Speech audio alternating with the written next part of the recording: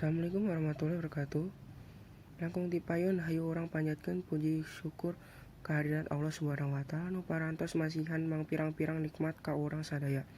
Utamina nikmat sehat sehingga orang sadaya tiasa kumpul di tempat ieu. Teu hilap salawat sareng salam hayu urang panjatkeun ka junjungan urang sadaya Nabi Muhammad sallallahu alaihi wasallam, ka keluargina, para sahabatna sareng urang salaku umatna dugi ka akhir zaman. Amin. Para hadirin anu simkuring dipika hormat, dina waktos ieu simkuring bade ngadungikeun tema tentang pentingna ngajaga awak sehat ti pandemi ieu.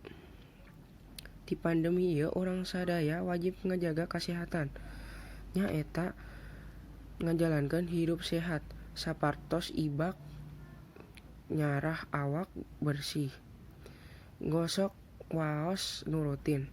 Lamun sadidinten urang ngajaga kebersihan, ku kitu awak urang jadi sehat.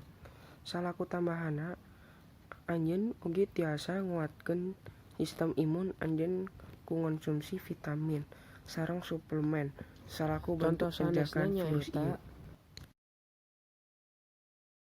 Hiji, ngubah leungeun nganggo cai anu ngalir sareng sabun atawa make hand sanitizer. Kadua, cicing di imah upami teu aya kabutuhan anu mendesak. Katilu nyaeta jaga jarak fisik antara hiji jalma anu sanes. Kaopat, nalika ngalangkungkeun kagiatan di luar imah kedah nganggo masker. Kalima, menjaga kekebalan tiasa dilakukeun ku ngatur gaya hidup sehat.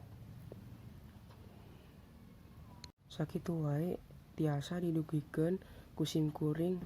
Muga-muga urang dilindungan ku Allah Subhanahu wa taala. Hapunten bilih aya kalepatan sareng cariosan nu kurang marenah.